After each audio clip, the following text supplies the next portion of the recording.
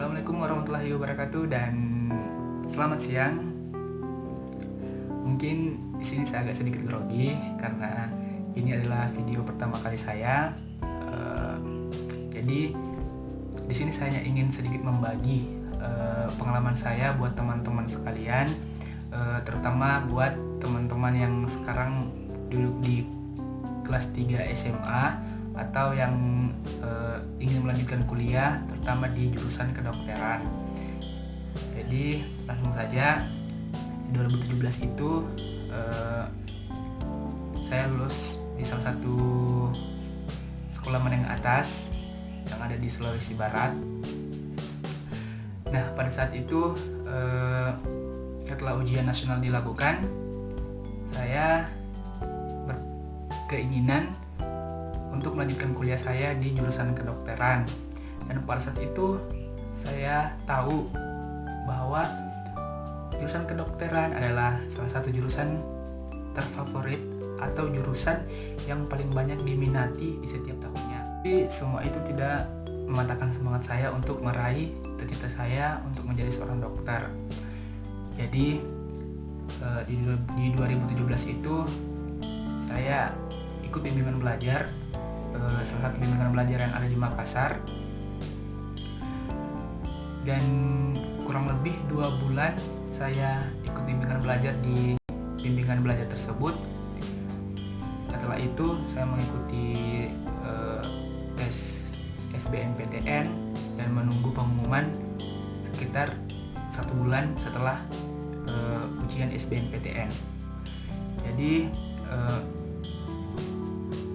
dalam 1 bulan itu saya mengikuti beberapa tes di universitas swasta untuk mengisi kekosongan saya dalam 1 bulan itu. Saat itu tiba saatnya pengumuman SBMPTN 2017. Saya buka dan ternyata saya mendapatkan kata mohon maaf, peserta atas nama Ince Gunawan Rahman dengan nomor peserta bla bla bla bla dinyatakan tidak diterima jalur SBMPTN 2017. Jangan putus asa dan tetap semangat. Nah, waktu itu saya merasa sakit hati, tapi sama sekali tidak mematahkan semangat saya. Jadi waktu itu saya menunggu pengumuman dari beberapa kampus swasta yang sempat saya daftar. Terus dan sekalian saya searching di Google beberapa universitas yang membuka jalur mandiri untuk jurusan kedokteran. Dan waktu itu saya mencoba untuk daftar di UGM, UTUL UGM yang kebetulan lokasinya ada di Balikpapan. Setelah itu saya berangkat ke Balikpapan, ikut UTUL UGM. Jadi 2 hari setelah UTUL UGM, saya dapat telepon dari salah satu univ swasta dan mereka bilang kalau saya diterima di univ tersebut di jurusan kedokteran. Akan tetapi dari pihak swasta pada saat itu memberikan waktu kurang lebih 10 hari untuk registrasi atau pendaftaran ulang. Namun waktu itu saya masih menunggu beberapa pengumuman jalur mandiri yang sempat saya daftar pada saat itu. Jadi mau tidak mau saya merelakan kampus swasta ini karena saya masih menunggu beberapa pengumuman jalur mandiri. Karena waktu itu saya jujur, saya merasa gengsi atau merasa minder ketika saya kuliah di swasta. Padahal antara kampus swasta dan kampus negeri sebenarnya tidak ada yang membedakan ya teman-teman. Itu tergantung dari diri kita pribadi. Biarpun kita kuliahnya di kampus ternama, tetapi dari kita pribadi yang memang kurang keinginan untuk belajar, sama halnya bohong. Jadi menurut saya tidak ada yang membedakan ya teman-teman. Dan ini jangan ditiru karena ini adalah salah satu contoh orang yang kurang mensyukuri nikmat Tuhan. Jadi lanjut cerita, setelah berapa hari saya menunggu pengumuman jalur mandiri, ternyata saya membuka beberapa pengumuman di jalur mandiri ini, ternyata saya tidak diterima lagi dan saya mendapatkan kata mohon maaf untuk sekian kalinya. Semua univ yang saya daftar di jalur mandiri semuanya ditolak, dan pada saat itu saya benar-benar merasa sudah mulai down karena tidak ada harapan untuk melanjutkan kuliah di tahun ini. Jadi setelah itu saya pulang ke Sulawesi. Saya hanya bisa pasrah dan hanya bisa mengurung diri karena menurut saya tahun itu di 2017 saya tidak bisa melanjutkan kuliah saya. Akan tetapi pada saat itu saya dapat telepon lagi dari tempat bimbingan belajar saya waktu itu, dan mereka menawarkan untuk saya kuliah di salah satu universitas yang ada di luar negeri dan tetap di jurusan kedokteran. Dan waktu itu saya benar-benar tidak pernah berpikir panjang bagaimana kedepannya kalau saya kuliah di luar negeri, karena waktu itu yang ada di pikiran saya harus kuliah. Saya malu sama teman-teman saya yang lulus jalur SBMPTN dan melanjutkan kuliah yang mereka inginkan. Dan waktu itu memang saya masih benar-benar labil dan tidak mengetahui informasi-informasi atau bagaimana kedepannya setelah lulus kuliah di luar negeri. Jadi waktu itu saya langsung, dan pada saat itu saya langsung cerita ke orang tua bahwa saya ingin kuliah di Cina. Dan alhamdulillah orang tua saya pada saat itu mereka hanya bilang terserah saya, selama itu positif bagi saya, orang tua selalu mendukung. Jadi tepat di bulan 7 2017 itu saya langsung berangkat ke Cina bersama beberapa teman-teman. Dan setelah saya kuliah 1 semester, tepat di semester 2 ini saya baru tahu informasi bahwasanya mahasiswa kedokteran lulusan luar negeri untuk balik ke negara Indonesia agak sedikit rumit. Jadi, dan pada saat itu saya merasa wow, saya sudah berada di tengah jalan. Kalau saya berhenti, otomatis orang tua saya malu atau mungkin marah. Dan waktu itu saya memang tidak pernah sama sekali cerita ke orang tua karena mungkin faktor saya juga orang yang pas-pasan dan tidak akan mungkin untuk balik ke Indonesia. Jadi saya tetap jalani sampai semester 4. Dan memang selama kurang lebih 2 tahun saya di Cina, saya selalu ingin ceritakan ke orang tua saya mengenai informasi ini. Akan tetapi saya merasa takut dan saya pikir ini kurang efisien kalau saya jelaskan ke orang tua saya lewat telepon. Jadi saya tunggu sampai kurang lebih 2 tahun.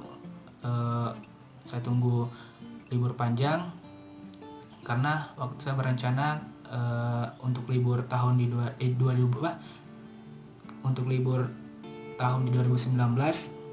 saya ingin pulang ke Indonesia untuk liburan kurang lebih 2 bulan atau 3 bulan. Jadi setelah Januari 2019 saya balik ke Indo untuk liburan, dan pada saat itu saya berpikir untuk menceritakan semuanya ke orang tua saya, namun rasa takut selalu ada dalam pikiran saya. Jadi sama sekali saya tetap tidak pernah menceritakan ke orang tua saya selama 1 minggu di Indonesia. Jadi kurang lebih 1 minggu itu saya hanya bisa diam diri di kamar, sama sekali tidak pernah keluar kamar. Cuman paling keluar kamar itu kalau cuma mau makan. Nah, ternyata selama 1 minggu itu orang tua saya memperhatikan saya, dan mungkin mereka berpikir, kenapa ya Wawan balik ke Indo bukannya jalan-jalan sama teman-teman, tapi saya perhati itu hanya merenung atau hanya berdiam diri di kamar. Jadi saya ingat pagi-pagi bapak saya ketok-ketok pintu kamar saya, dan dia bilang, "Wan, sarapan dulu." Jadi untuk sarapan pagi bersama orang tua saya, dan waktu itu saya duduk di samping orang tua saya. Tapi tiba-tiba bapak saya bertanya, "Wan, kamu ada masalah apa, nak? Kamu punya masalah?" Saya bilang, "Tidak ada, saya tidak punya masalah." Terus dia bilang, "Kamu putus cinta?" Saya juga bilang, "Tidak, saya tidak punya masalah." Tapi orang tua saya selalu menekan saya untuk selalu jujur, untuk menceritakan ke mereka masalah saya.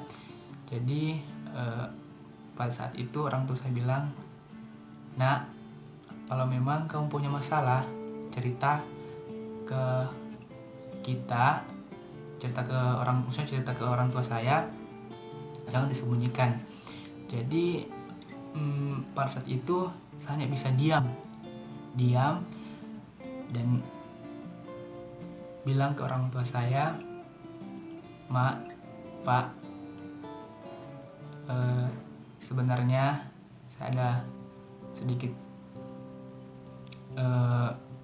masalah, tapi saya harap Mama dengan Bapak jangan marah atau merasa kecewa kepada saya." Dan waktu itu bapak saya menjawab, "Ya, insya Allah kami tidak merasa marah atau jengkel sama kamu, Wan. Jadi kalau mau cerita, silahkan dicerita." Jadi waktu itu saya langsung cerita sambil dengan nada yang takut. Saya bilang, "Pak, sebenarnya saya dapat informasi kalau anak kedokteran lulusan luar negeri untuk balik ke Indonesia, untuk berkarir di Indonesia agak sedikit rumit. Jadi saya sudah cari informasi dari beberapa sumber, dan waktu itu saya sempat baca di internet pengalaman mahasiswa kedokteran luar negeri. Ternyata ada yang nganggur sampai 10 tahun, ada yang nganggur 2 tahun, ada yang nganggur 3 tahun. Bahkan ada yang sampai sekarang memang benar-benar belum dapat kerja. Jadi waktu itu saya memang masih belum percaya, karena saya bilang mungkin informasi ini cuman hoax. Jadi saya cari beberapa kontak alumni yang sempat kuliah di Cina, walaupun beda univ. Saya cari informasi dari mereka, Dan kebetulan yang alumni yang saya dapat ini, mereka responnya ke saya itu sangat baik. Dan senior ini, alumni ini bilang ke saya, "Wan, selama kamu masih ada kesempatan untuk balik ke Indonesia, balik sebelum terlambat." Karena jujur kami mengalami hal ini. Jadi, dan waktu itu saya merasa kayak, wah, mungkin memang informasi ini sudah benar, karena saya sudah dengar langsung dari beberapa alumni. Jadi ceritakan ke orang tua saya waktu itu, dan ternyata respon orang tua saya, alhamdulillah, mereka sama sekali tidak marah, tidak benci. Mereka hanya bilang, "Oh, itu yang kau punya masalah.